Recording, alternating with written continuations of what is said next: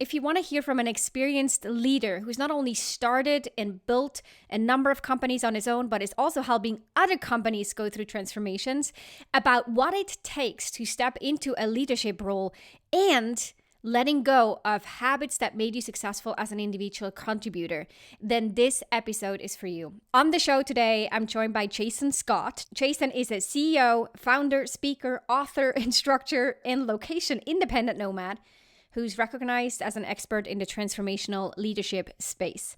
He runs the Transformational Leadership Academy, where he leads a 14-week certification program. He runs a number of companies, as I said, and is very well versed in the project management space.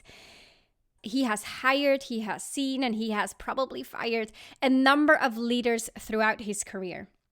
And in his work today, he often talks to his leaders and the clients about what it means to succeed in leadership.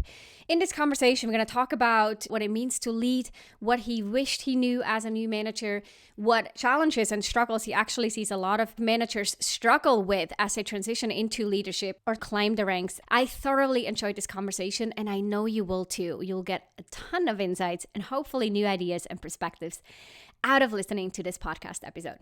So without further ado, let's dive in. Here's the question. How do you successfully transition into your first official leadership role, build the confidence and competence to lead your team successfully, and establish yourself as a respected and trusted leader across the organization? That's the question, and this show provides the answers. Welcome to the Manager Track podcast. I'm your host, Ramona Shaw, and I'm on a mission to create workplaces where work is not seen as a source of stress and dread, but as a source of contribution, connection, and fulfillment. And this transition starts with developing a new generation of leaders who know how to lead so everyone wins and grows.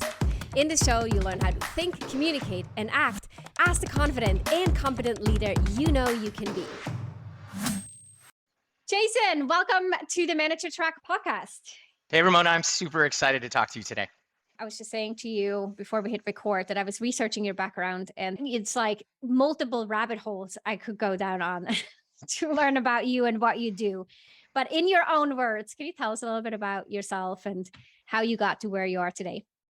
Oh my gosh. Yes, but talking about myself isn't my favorite. I don't know how I got where I am today. I think I got where I am today just by trying things, being super curious, and being willing to fail and never giving up. I grew up in a terrible neighborhood. As soon as I was old enough to join the military, I did. The Navy was super cool because they will let you do anything you're willing to volunteer for, no matter how dangerous it is. So I did. I learned a ton, like everything that I was interested in. I learned how to drive a giant ship, pilot a little boat. I learned how to drive a forklift. I learned how to weld. They let me become a naval rescue swimmer. They made me work for that one. That was like a good setup to where I went, which was project oriented or just helping other people get the things that they needed done because the military is very mission focused. They rotate us every couple of years into a different job. Once I got out, I ended up in project management, and it just sort of fit because I'd help somebody build something and then I'd get assigned something completely different and help them build that. And that's essentially how I get into the transformational outcome business. But now you also do a lot of work with leaders. What does that look like? So, at the end of the day, nobody hires a leader because they want their organization to be the same in a month, 6 months, or a year. And being a leader is completely different than being an individual contributor. And so most people, before they're leaders, they're individual contributors. And they get promoted because they do a great job getting the job done, coming up with great ideas, executing those great ideas. And then they get their first team. And the sad part is in that very moment, everything that they've learned up until that point is no longer useful to them. Mm-hmm. Leading is exactly the opposite of doing. And your job as a leader then is to enable your stakeholders to define and deliver the necessary and expected results. Like, leaders are in the business of building winning teams. There's actually some beauty in that. I've taken over my career a ton of turnaround projects where the teams were not getting the necessary or expected results, and their morale was terrible. They were working weekends. They get yelled at for picking up their phones during dinner. And so when we turn the project around, and by that, like, I'm the leader, but I'm not the one doing the work. My job is to help them architect their own roadmap to success. And that's totally different than doing or even telling, right? And so once we turned it around and the team was winning, they were happy. They had greater quality of life. No team building necessary. Like when you're on a team that's winning, you feel like a part of something. When you're on Totally. a team that's losing, you don't want to be a part of it. You want to disassociate with it, right? So I kind of laugh a lot when people are like, oh, we want to bring in a consultant, usually me, and we'd like Hmm. you, Jay Scott, to do like a team building exercise. And I'm like, I could do that, or I could just help you guys get the results that you want. And we'll just call that a team building exercise because they will feel like a team when they are delivering the necessary and expected results. I love how you said, as a leader, it's all about creating winning teams as the main headline. When you're talking about these things, and even the way that you framed it as I help them architect the roadmap to success, for the people listening who are now saying, okay, sounds great, but what actually do you mean, Jason? Oh, What does so that look like? it's like an interview.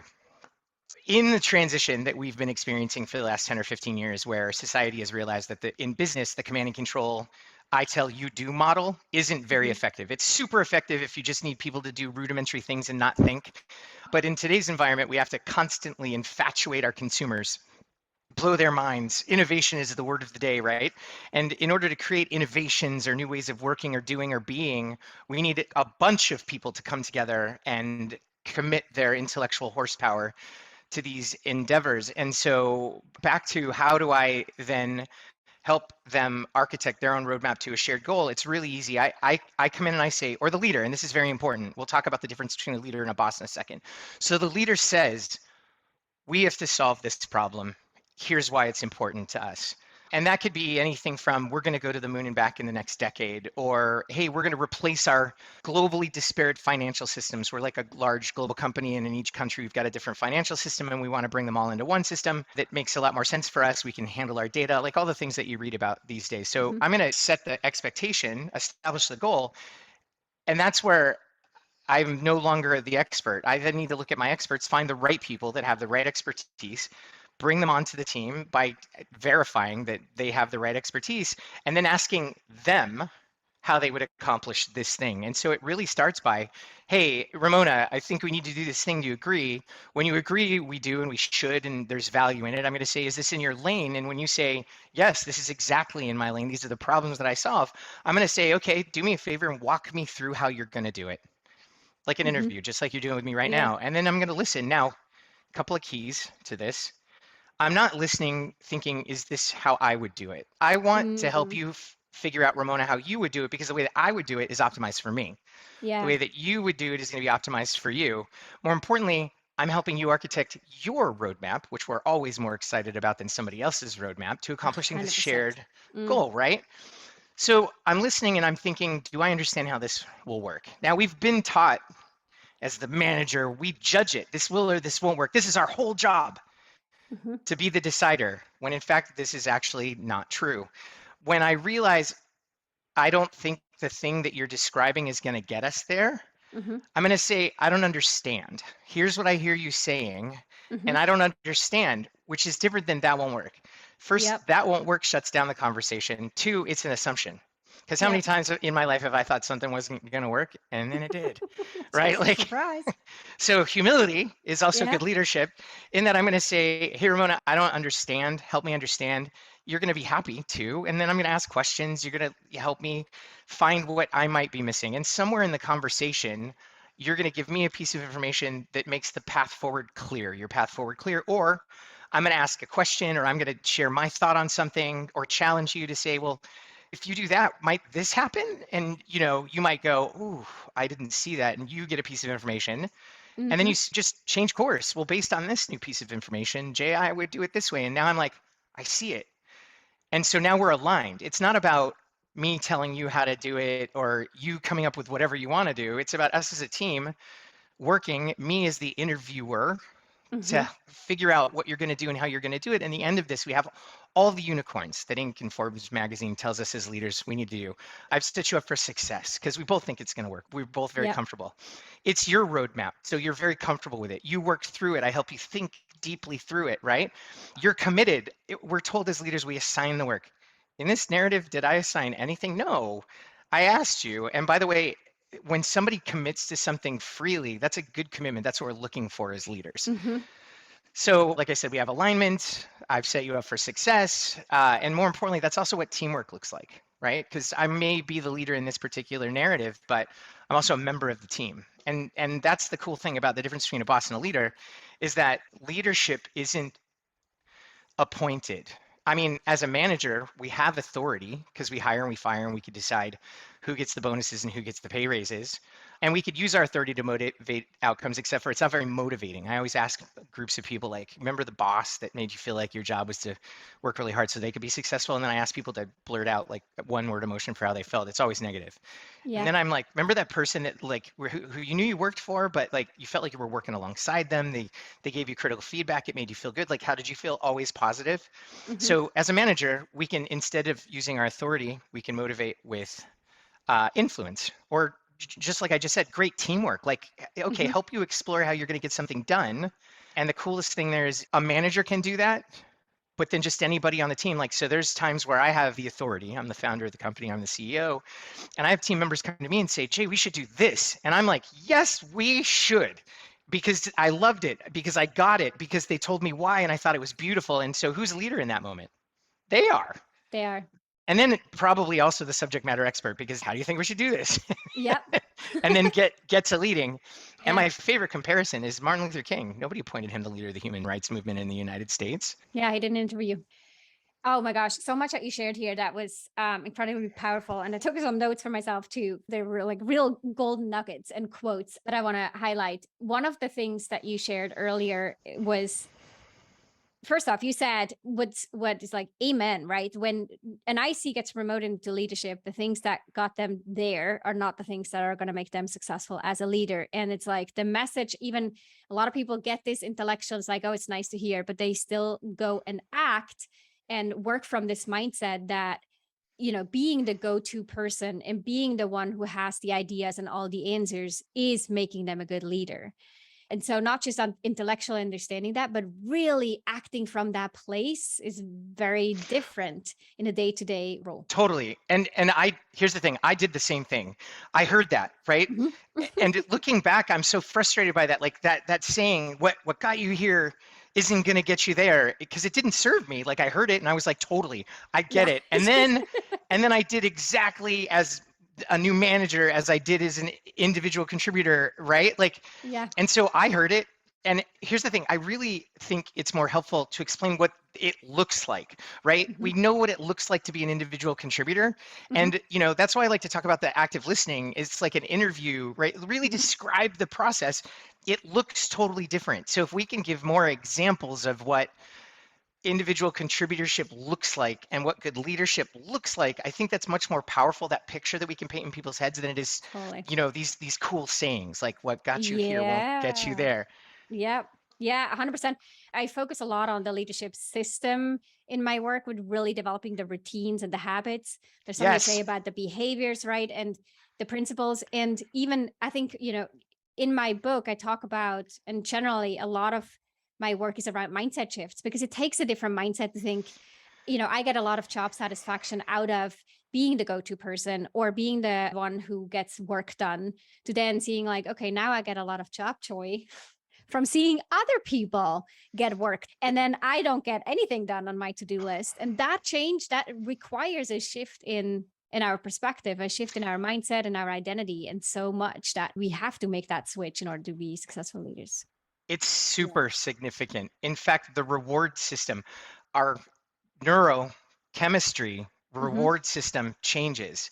Hmm. When you're an individual contributor and you're getting that satisfaction from getting things done, your brain is rewarding you with dopamine, Yep. which is one of the four neurochemicals that make us feel good. Hmm. Feeling happy or satisfied because you helped others succeed is serotonin, not dopamine. So literally, the reward system changes. And I like to tell people it's like tantamount that when you're like a whiskey drinker, you're like whiskey, not vodka, whiskey. And when you're like a vodka drinker, you're like, no, vodka, not whiskey. And really going from individual contributor to leader is like switching off your, whiskey for vodka, et cetera. It's almost like you have to go to rehab to become an effective Totally. leader. Yeah, it's really And kind of change your messed up.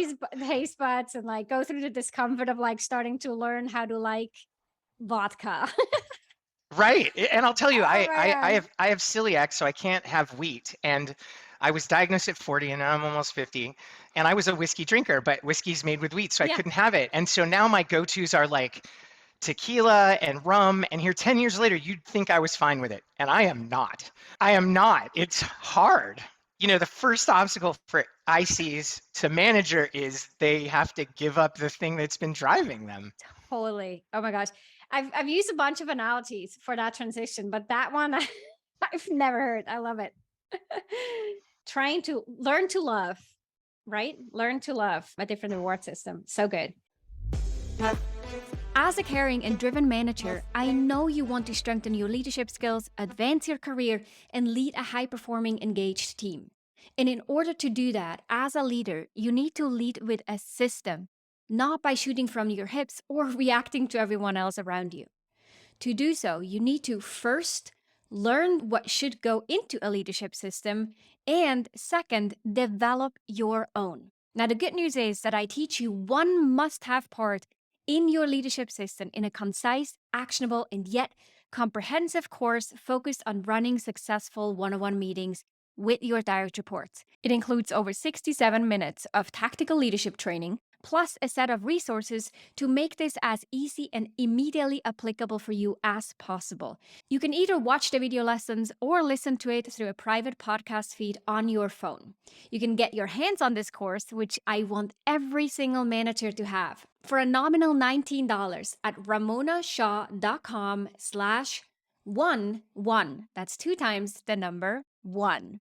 You can check the show notes for the details or head on over to ramonashaw.com/11 to get started right now.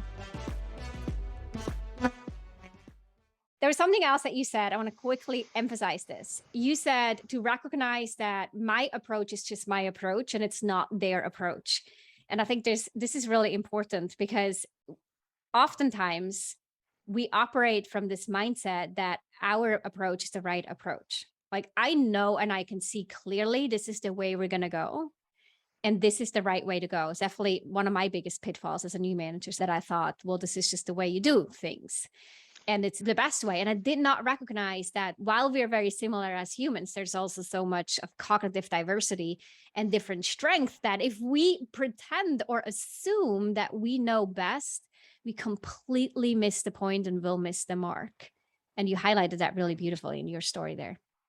Yeah, right on. I mean, Mm. we shut down collaboration Yeah. when we do that, which is necessary for innovation. Leveraging the collective IQ is about looking at all the different stories. I think what you just described is so human, though. I feel like everybody can relate.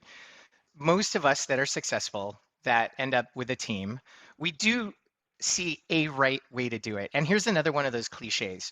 There's no one right answer. There's no one right way to do everything. Again, I wish somebody had explained that to me because when I heard Mhm. it the first time, I was like, yes. And then I thought my way was always the best way for like a really long time.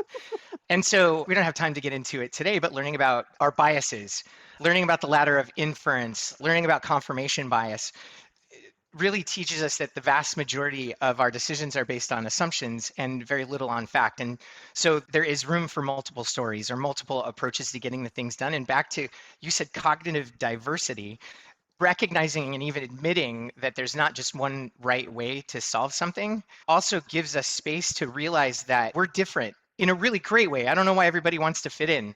Like we're Mhm. different in a great way. And therefore, if I give people space to approach things the way that they would to solve one, just observing makes me better Yeah. because I'm learning, oh my gosh, here's this approach that my brain never would have come up with. How many times in a week do you hear somebody talk about how they would solve something and you go, oh my God, I never would have thought of that. Like I Yeah. never would have thought of that. Like the way that my brain works, it would not have occurred to me. And yet now that they've said it out loud, it's so obvious. It enhances the leader because it fills our toolkit with things that our brains wouldn't have been able to come up with. And Mhm. again, it allows the individual to optimize the approach to their strengths. So I'm going to play devil's advocate here for a moment because I can hear the voices of, listeners, clients of mine who sort of push back at times on this approach because they say, let's assume someone is in a startup.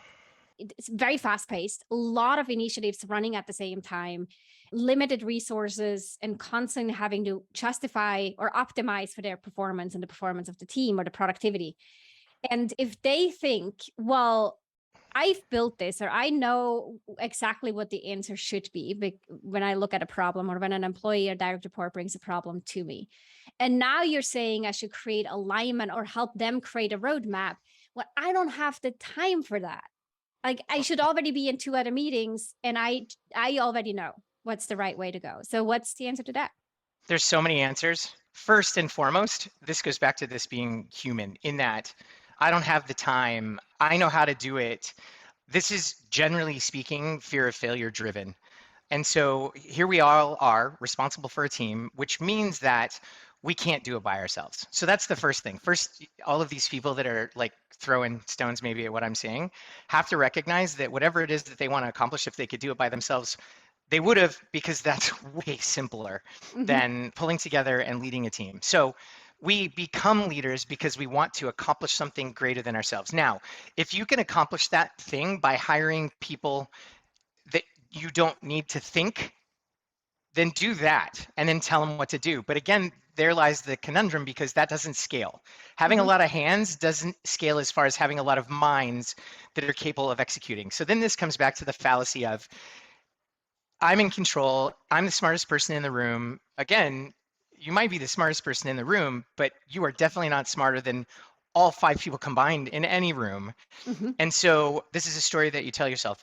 You don't have time. If they just do it my way, it'll be fine. Except for whenever I challenge people on that, how often that has worked out to be true, they're trying to be efficient. And in being efficient, they create drag Hmm. because they just tell somebody how to do it. And that somebody hasn't thought through it, hasn't experimented with it, right? Hasn't architected their own roadmap. And so the second they encounter an obstacle, they're right back to you.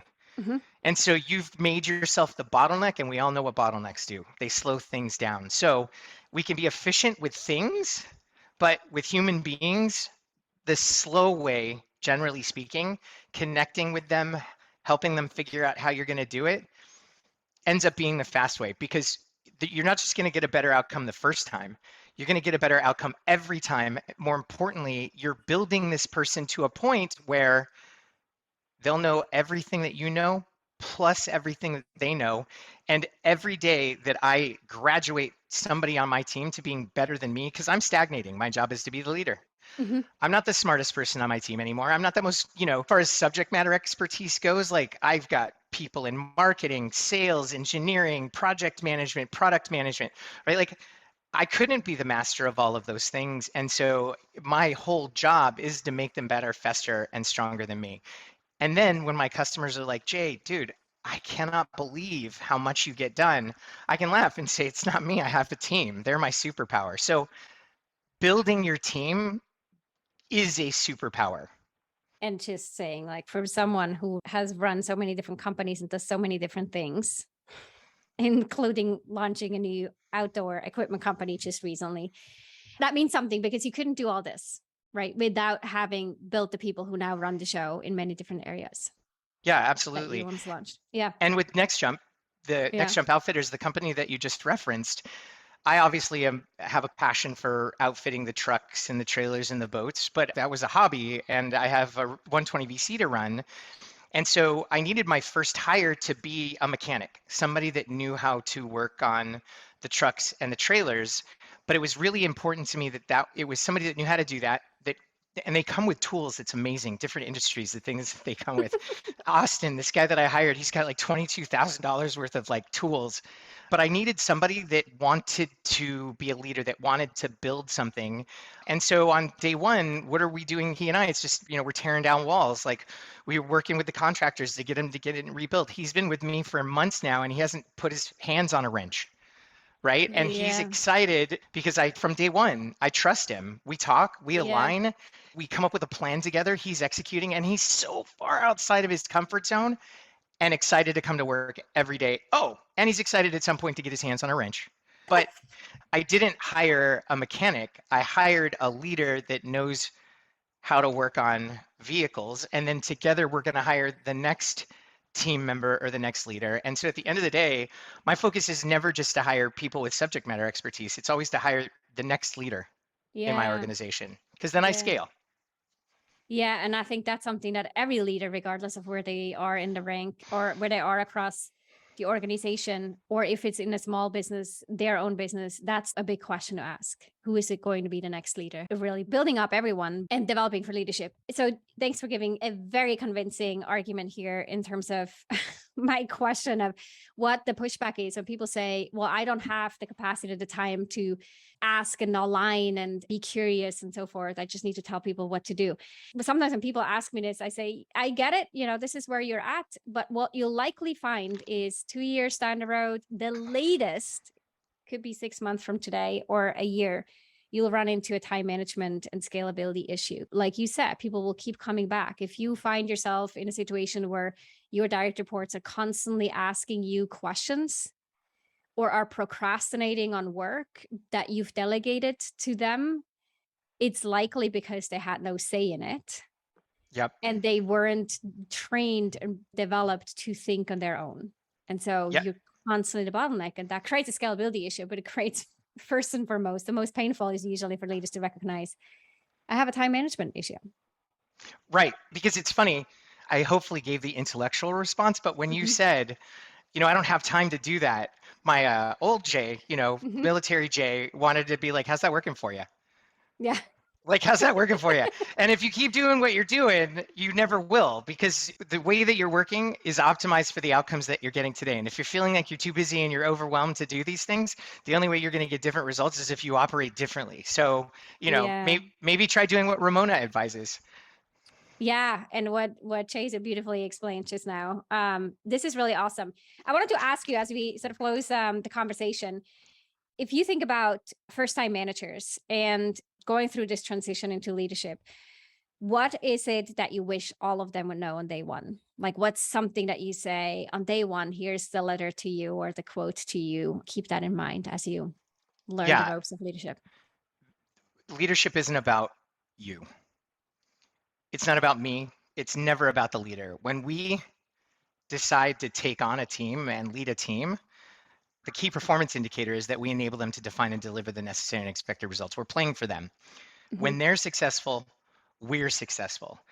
Now, that creates a serious conundrum because, at least for me and the vast majority of people that go from being an individual contributor to having the first team, imposter syndrome is just wrecking them.